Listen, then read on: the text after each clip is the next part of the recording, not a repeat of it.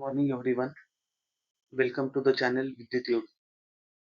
In this video, we'll discuss about the single phase transformer.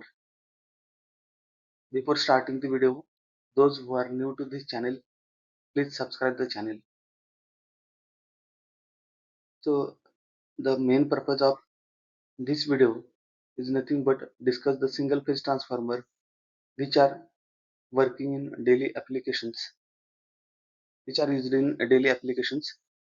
In this video, we'll cover the introduction to the single phase transformer, its construction, then types of the single phase transformer as per the construction, EMP equation of the transformer, then ratings of the transformer, losses in case of the transformer, and in case of the testing of transformer, we'll discuss one test, that is load test on the single phase transformer to calculate the efficiency and voltage regulation. So first of all, what is the transformer? So transformer is a device which transforms the energy from one form to another form without changing its frequency. So why there is a need of transforming the energy from one form to another form?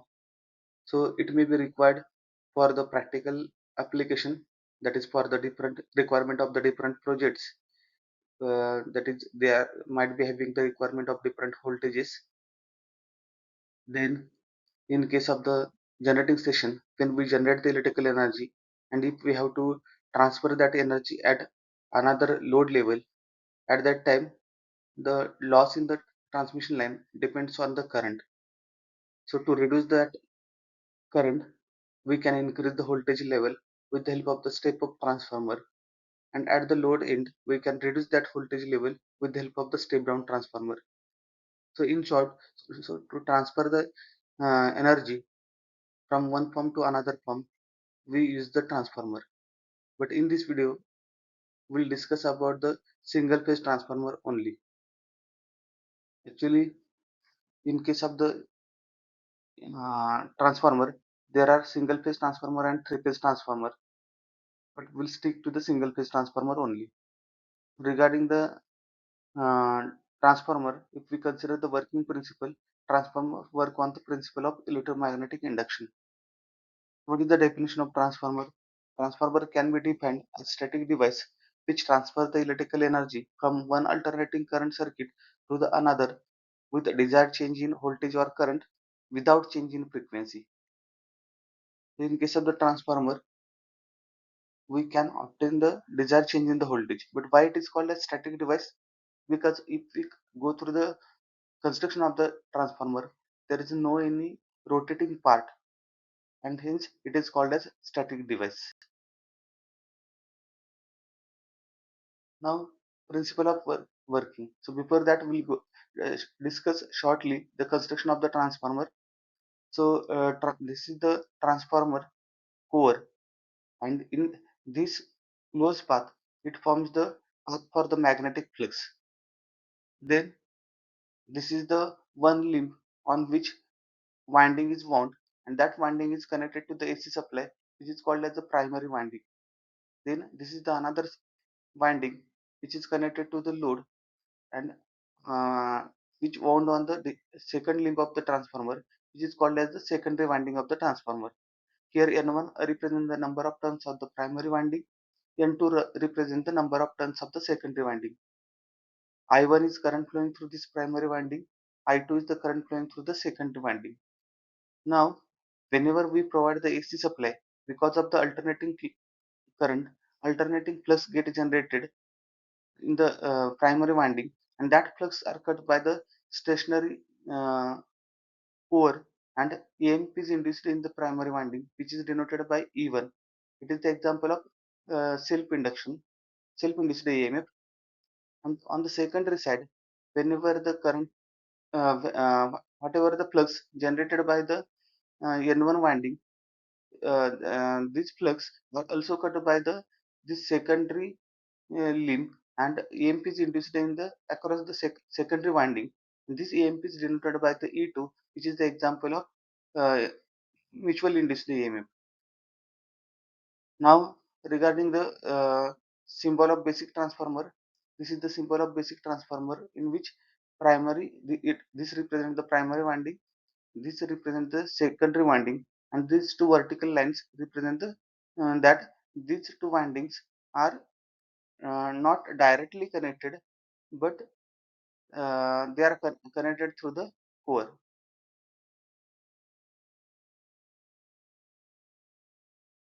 So same is explained here. That is two coils, one and two wound on the simple magnetic circuit, and one and two number of turns of the primary winding and secondary winding. Then EMP induced in the primary winding and EMP induced in the secondary winding.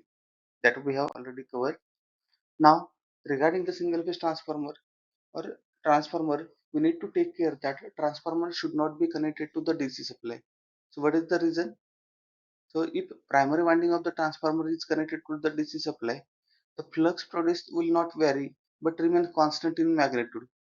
And whenever there is constant flux and constant uh, conductor, there will not be any cutting occur, and hence EMF will not be induced in the primary or secondary winding except at the moment of switching. Second, also there will be no counter EMF induced in the primary winding, and hence primary will draw more current from the supply, which may damage the winding. Third reason, also the resistance of the primary winding being small, primary draws heavy current from the supply, which may damage the winding. So, in short, transformer should not be connected to the DC supply because EMF will not be induced by the principle of self-induced EMF or mutually induced EMF, and hence it will not uh, serve the main purpose of the single phase transformer. And secondary windings will draw the heavy current which may damage the winding, and hence transformer should not be connected to the DC supply. Now regarding the construction of the transformer, till now we have discussed that this closed portion represents the uh, core of the transformer and which provide the path for the magnetic flux. So this closed path which provide the magnetic flux, it is nothing but the core of the transformer, but this core is again divided into two parts. That is, this vertical two portions which are called as the limb, and horizontal portion, horizontal upper and lower portion which are called as the yoke. That means we can say that transformer core is made up of the limb and yoke of the transformer. So as there are no rotating part, the construction of the transformer is simple. So it is essentially consists of magnetic circuit, electric circuit, and tank. So magnetic circuit, which is consist of the limb and yoke, that is core of the transformer.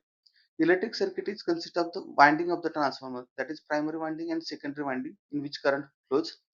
Then tapping on the transformer. Few of the transformer are having the tapping to provide the variable AC supply, in which we can change the number of turns and we can vary the voltage from minimum to maximum value. Then there are the bushings which are connected between the conductor of the transformer and uh, conductor terminals. Then tank. It is consist of the cooling devices, conservator, etc. So mostly tanks are used in case of the large rating of the transformer where heating of the winding is more. But in case of the small transformer, air cooling is sufficient. Now regarding the magnetic core, it is made up of the magnetic material such as high grade silicon steel. It is in the form of the lamination with thickness about 0.35 to 0.5 mm. So vertical portion of the core on which coils are wound are called as limb. The top and bottom horizontal portions are called as the yoke of the transformer, and laminations are provided in order to reduce the eddy current losses, which we'll discuss in detail in the next slides.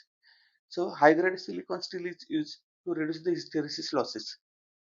Laminations are insulated from each other by varnish, and yoke and limb combinations are interleaved to reduce the reluctance and energy loss. Now regarding the winding, so till now we have discussed that there are the two windings, primary winding and secondary winding. Primary winding is connected to the supply and secondary winding is connected to the load. So in basic transformer, the primary and secondary winding is wound on the separate limb. They are insulated from each other. They are made up of the copper material. So if the two winding wound separate limb, then the flux produced by the primary winding will not all link the secondary winding. some of the flux leak out. Therefore, to reduce the leakage of the flux, primary and secondary windings are placed on the same limb. Winding can be classified as concentric winding and sandwich winding. So, uh, concentric winding is used in the core type of the transformer, whereas sandwich type of the winding used in the shell type of the transformer. So, what is the core type transformer, shell type of the transformer? That also we'll discuss in the detail in the next slides. So, while placing the cylindrical coil concentrically around the limb, the low voltage coil is placed near to the core, and high voltage coil is placed after that. It is always easy to insulate the low voltage winding with respect to the core. Now, um, regarding the type of transformer, transformers are classified based on the arrangement of the core and winding. So there are two type of the transformer as per the construction. First one is the core type of transformer, and second one is a shell type of the transformer. So this figure shows the core type of the transformer. The main feature of the core type of transformer is, in this case, it has simple magnetic circuit. The coil is wound cylindrically in the form. The winding is placed on separate limb of the core, and hence natural cooling is sufficient, and it is easy for repair and maintenance as winding can be easily dismantled.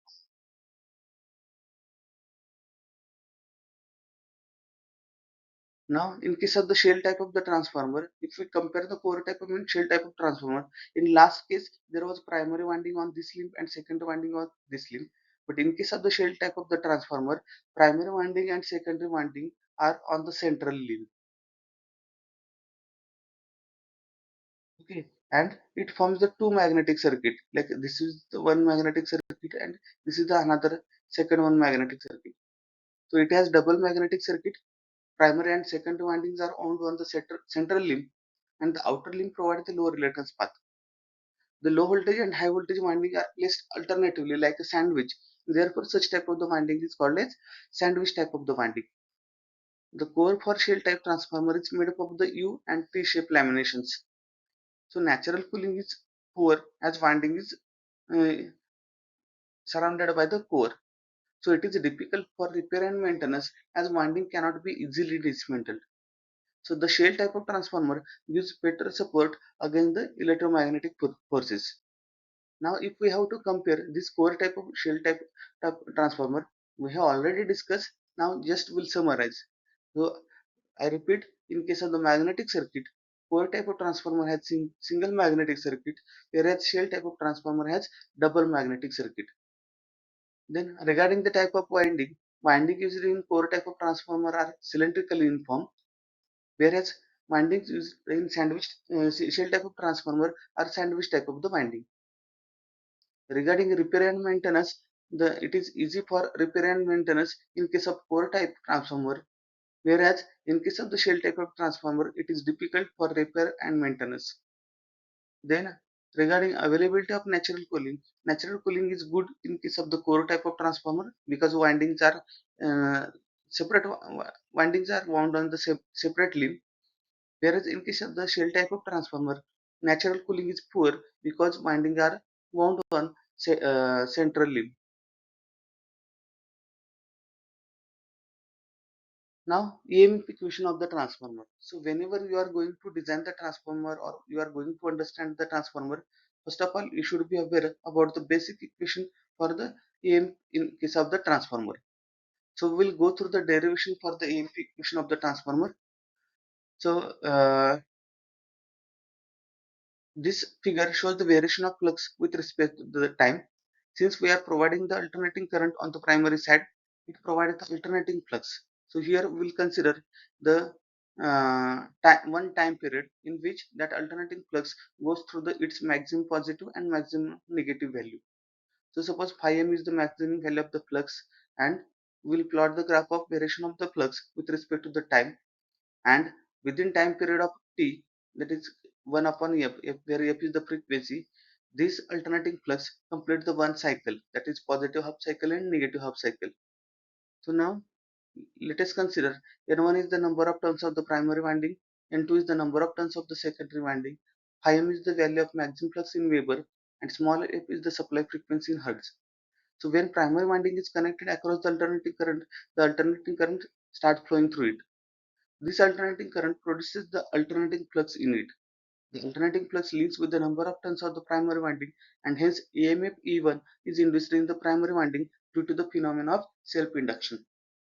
Now this flux also links the number of turns of the secondary winding due to the phenomena of mutual induction, and hence whenever that flux cut by the secondary winding, EMF is induced in the secondary winding by principle of mutually induced EMF.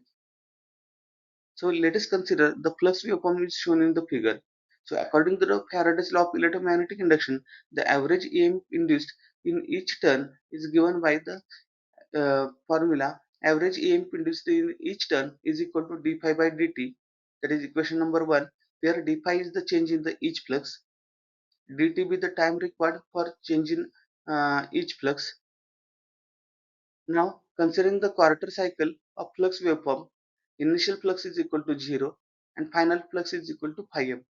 So therefore change in the flux d phi m is equal to final value minus initial value, that is phi m minus 0, and dt, that is time period, is capital T by 4 because we are considering the quarter cycle.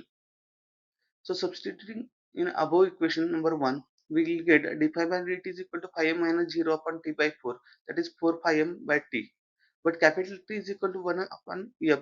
Therefore d phi by dt is equal to 4 phi m upon 1 upon F, that is 4 phi m F. But the flux considered very sinusoidal with time. The EMP industry is also sinusoidal. So for sinusoidal wave, form factor is equal to RMS value upon average value, that is 1.11. Now RMS value of EMP induced in each turn is equal to average value into 1.1. Therefore 4 pi m F into 1.11, that is 4.44 pi m F.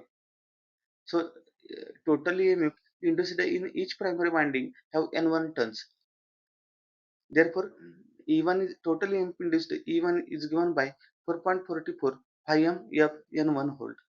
Similarly, totally EMF induced in the second winding N2 turns in having N2 turns is given by the E2 is equal to 4.44 pi m F N2 volt. So from value of E1 and E2, it is clear that EMP induced in the transformer is depend on the maximum value of flux, then frequency and number of turns of the primary and secondary winding. Mostly we control the value of E1 and E2 by changing the number of turns of the primary and secondary winding. Now there are different terms related to the transformer like voltage and current ratio of the transformer. So here we'll consider the simple core type of the transformer. Now what is the voltage ratio? So it is the ratio of the primary voltage to the secondary voltage. So it is given as the V1 by V2. For example, if V1 is the 230 volt and V2 is the 460 volt, then we can say that 1 by 2, that is 230 by 460, that is 1 by 2 is the voltage ratio. Then turn ratio, it is the ratio of the primary number of turns to the secondary number of turns, which is given by the formula N1 is equal to N2. That is, if N1 is having the 5 number of turns and N2 is having the 10 number of turns, the ratio is 5 by 10, that is 1 by 2. Then transformation ratio. So the ratio of the secondary voltage to the primary voltage is equal to the ratio of secondary winding turns to the primary winding turns, and is termed as transformation ratio. So we can write the formula for transformation ratio, which is denoted by K, is equal to V2 by V1 is equal to N2 by E1, or is equal to E2 by E1, or same is equal to I1 by I2. Then step up transformer. So the transformer is said to be set up step up transformer when transformation ratio K is greater than 1, or secondary voltage is greater than primary voltage, that is K is greater than 1, or V2 is greater than V1. So mostly step up transformer are used to increase the voltage level. Now step down transformer. The transformer is said to be step down when the transformation ratio K is less than 1, or secondary voltage is less than primary voltage, that is K is less than 1 or V2 is less than 1. So step down transformer are used to reduce the voltage. Reduce the voltage. Then one to one transformer. The transformer is said to be one-to-one transformer only when the transformation ratio K is equal to 1 or secondary voltage is equal to the primary voltage. That is, secondary voltage and primary voltage is equal to 1. That is, K is equal to 1 or V2 is equal to V1. Now there might be the question in our mind, then what is the use of the one-to-one transformer? So these are mostly used for the isolation in case of the AC circuit. Now, rating of the transformer. So in case of the rating of the transformer, mostly we give the details of primary voltage, secondary voltage, supply frequency, and single phase or three phase is mentioned on the nameplate of the transformer. And transformer rating is mostly given in terms of the kVA rating, that is kilovolt ampere rating.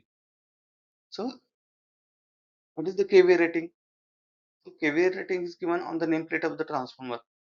If I1 and I2 be the rated full load current and V1, V2 be the rated primary and secondary voltages, then kVA rating of the transformer is given by the formula V1 I1 by 1000, which is equal to V2 I2 by 1000. So the transformer kVA rating is same on both sides of the transformer. Only we can change the voltage and current level on primary and secondary side of the transformer. So why the transformer rating is given in the kVA, not in the watt? So transformer rating is always explicit in kVA because transformer is designed for particular value of operating voltage and current for each of the winding, not for a particular value of the output power.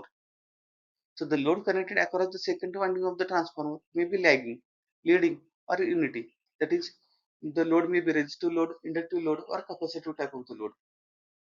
So thus, for the same operating voltage and current, the output power can be different at different loading condition, and hence only the operating voltage and current are specified for a transformer. The operating voltage and current are called as volt ampere rating of transformer. In large transformer, it is expressed in kVA such as volt ampere divided by the 1000. Now we'll discuss the simple numerical based on the whatever the formulas which I have discussed till now. So 3000 volt by 200 volt, which is called as the, what is the meaning of this? Primary voltage is 3000 volt and secondary voltage is 200 volt. So we'll write down the given data parallelly while reading the statement. A 3000 volt by 2000 volt, that means V1 is equal to 3000 volt and V2 is equal to 200 volt. 50 hertz, that is F is equal to 50 hertz. Single phase transformer is built on core having as effective cross sectional area of 120 centimeter, that is capital is equal to 120 centimeter square. In meter square it is 120 into 10 raised to minus 4 meter square, and 60 tons on the secondary, that means NT is equal to 60. But which parameter we have to calculate? So calculate the value of maximum flux density, that means BM we have to calculate, and number of turns on the high voltage winding, that is high voltage is, from this ratio it is clear that it is step down transformer and hence primary winding is having is high voltage winding, hence we have to calculate the value of N1. So now we'll go through the solution. We know that EMP equation which we have derived. So voltage on the secondary side is given by V2 is equal to 4.44 high F N2. So 4.44 into Bm into A, that is flux is given by the formula maximum flux density into area into F into N2. But Bm is equal to 5 upon A. Hence now we will put the values.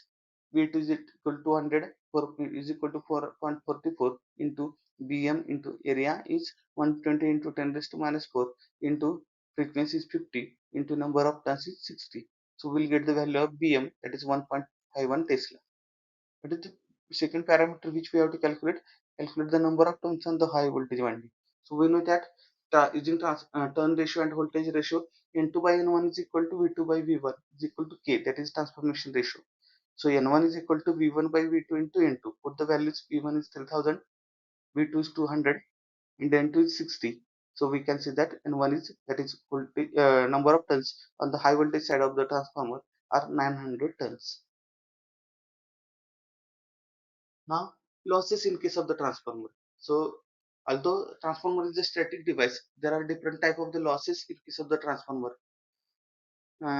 So since it is a stationary device, friction and winding losses are absent in case of the transformer. But the losses takes place in the transformer are classified into two types. First one, the losses which occur in the core of the transformer, which are called as iron losses or core losses. These are also called as the constant losses. The second one, the losses which takes place in the winding of the transformer. The winding is made up of the copper, and hence these losses are called as copper losses or winding losses, which are variable losses in the transformer because it depends on the current flowing through the winding, which is alternating in nature. Now, first of all, we'll discuss the iron losses. The loss occur due to the alternating flux in the transformer core are called as iron losses, and these are classified into two types: hysteresis loss and eddy current loss. Now, first of all, we'll discuss the hysteresis loss. So, when the transformer core is subjected to the magnetic field, the molecules in the material are forced to get aligned in the direction of applied magnetic field. So, if the applied magnetic field is alternating in nature, the molecules are forced to change the direction with the same frequency of the applied magnetic field, but the molecules are very much reluctant to change their direction, and hence some energy is required in order to change their direction as per the applied alternating magnetic field, and this loss of energy is called as hysteresis loss, and it is dissipated in the form of heat. So in short, the hysteresis loss are because of the property of the molecules which uh, which is reluctant to change their direction. Now, this uh, loss is given by the formula hysteresis loss is equal to WH, that is hysteresis loss is denoted by WH is equal to neta Bmax raised to 1.6 FV watt, where neta is the strain constant, Bmax is the Vmax is the maximum value of flux density in the transformer core, F is the frequency of the alternating flux, and V is the volume of the core material. Now eddy current loss. So due to the linking of the alternating flux to the transformer core, EMF get induced in the transformer core. And these alternating currents are called as the eddy current. Now the every path of the circulating current in the core has some resistance which causes the loss of energy. So the total loss of energy is due to the total eddy current. It's called as eddy current loss, and it is dissipated in the form of heat. It is also given by the empirical formula eddy current loss, which is equal to Ke B max square F square T square into V watt, where K is the current which depends on the resistivity of the core material, B max is the maximum flux density, and small t is the thickness of lamination of the core, and V is the volume of the core material. So thus hysteresis loss and eddy current loss depend on the Bmax and Ef. The flux density in the core practically remains constant from no load to full load, as well as supply frequency also remains constant. Therefore, iron losses are also called as constant losses.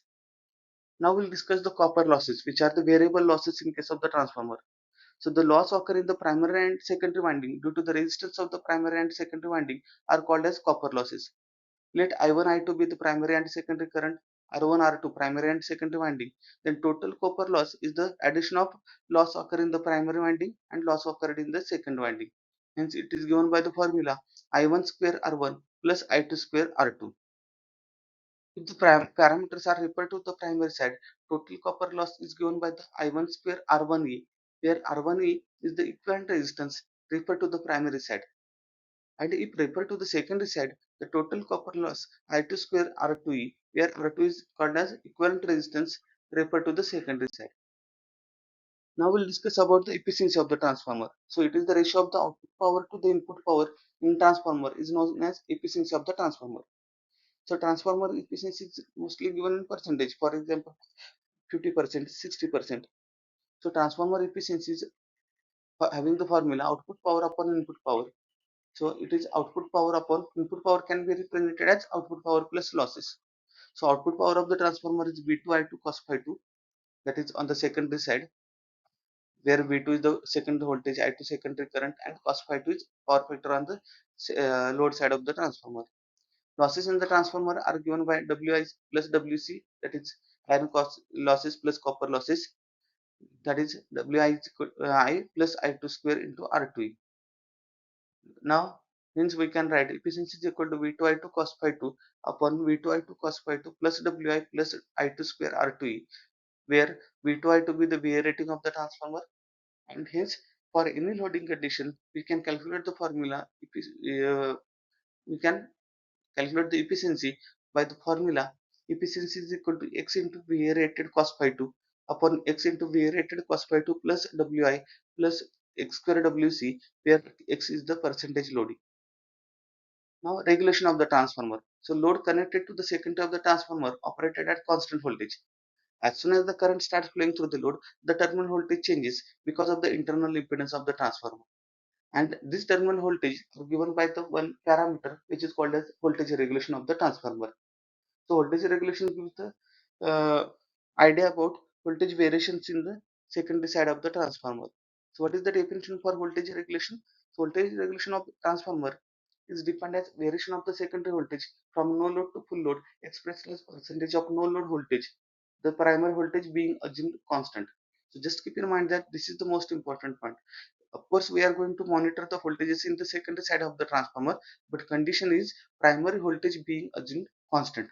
And hence voltage regulation formula is no load voltage minus full load voltage upon no load voltage, that is V2NL minus V2FL upon V2NL into 100, which can be also represented by E2 minus V2 upon E2 into 100.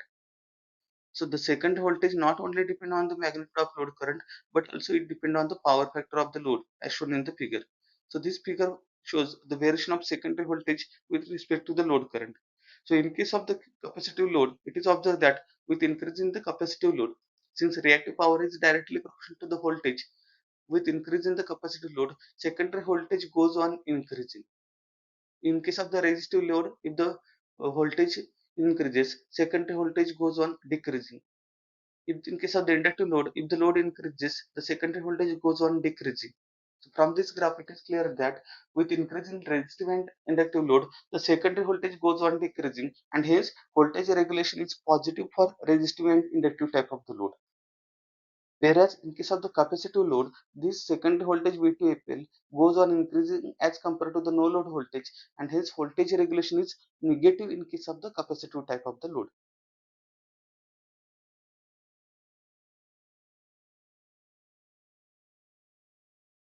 Now, in case of the testing of the transformer, there are different tests like open circuit test, short circuit test, direct load test, etc. But in this video, we'll discuss about the one test which is used to calculate the efficiency and voltage regulation of the transformer, which is called as direct load test of the transformer. So I repeat, the main purpose of this direct load test is to calculate the efficiency and voltage regulation of the transformer. Now, why it is called as direct load test? Because the load is directly connected on the secondary side of the transformer. So regarding the connection, first of all, we'll see there is one single phase transformer, which is auto transformer or also called as dimmer, to which the supply single phase 230 volt AC supply is given. Then secondary of this winding is connected to the through the ammeter and wattmeter to the primary winding of the transformer, which is under test. So this is the main transformer on which we are performing the test, and we have to calculate the efficiency and voltage regulation. So whatever the primary parameters or parameters on the primary winding of the transformer, these are measured with the help of this ammeter and wattmeter. So ammeter is used to measure the input current, and W1 will measure the input power. So W1 is connected in such way that this is the main terminal, L is load terminal, C is common terminal, and V is voltage terminal of the wattmeter 1. Now on the secondary side of the transformer, to measure the secondary current, ammeter is connected in series. To measure the output power of the transformer, W2 wattmeter is connected, and the load, which is maybe resistive, inductive or capacitive load, is connected on the secondary side of the transformer, and voltmeter V is used to measure the secondary voltage. Now, what is the procedure for performing the load test? First of all, make the connection, which we have already discussed as per the circuit diagram. Then at start, switch off the load. That means whatever the load connected on the secondary transformer, for example, it is lamp bank, that is then it is in off condition. Now switch on the supply and slowly increase the voltage with the help of the auto transformer. So what we need to do, we have to switch on the supply and we need to increase the voltage of the auto transformer such that the voltage on the secondary side of the transformer is 230 volt, because we are connecting the considering the example of lamp bank which operate on the 230 volt. Now adjust the voltage of the transformer up to its rated value. Now slowly increase the load on the secondary side. So whenever load is 0, at that time we will get the voltage, no load voltage. That is, for example, 230 volt. Now slowly increase the load on the secondary and note down the readings of the ammeter, voltmeter and wattmeter. That is, will slowly increase the switch on the lamps on the secondary side, and at different loading condition will measure the value of input current, input voltage and input power, and secondary voltage, secondary current and secondary power, and will measure the no load voltage and full load voltage on the secondary side. So load on the transformer up to its rated capacity of the transformer, and the ammeter on primary and secondary wind is gives full load current. Now regarding the observation table, I1 is represented by the ammeter, which is on input side, V1 voltage voltmeter, which is on primary side, W1 represented by the power on the primary side, which is measured by the W1 wattmeter. I2 is the current on the secondary side, V2 is the voltage on the secondary side, and W2 is the power on the secondary side. So what is the formula for efficiency? Efficiency is equal to W2 upon W1 into 100. And voltage regulation is given by the formula E2, where it is nothing but no load voltage, that is 230 volt, minus V2, that is V2 is nothing but full load voltage. So this value is less than E2 for resistive load at different loading condition. And voltage regulation is E2 minus V2 upon E2 into 100, which is positive for the resistive and inductive type of the load, and voltage regulation is negative for the capacitive type of the load. So in this video, we have discussed the single phase transformer in detail. I hope this video is helpful to you. I repeat, those who are new to this channel, please subscribe the channel. Thank you. Thank you very much.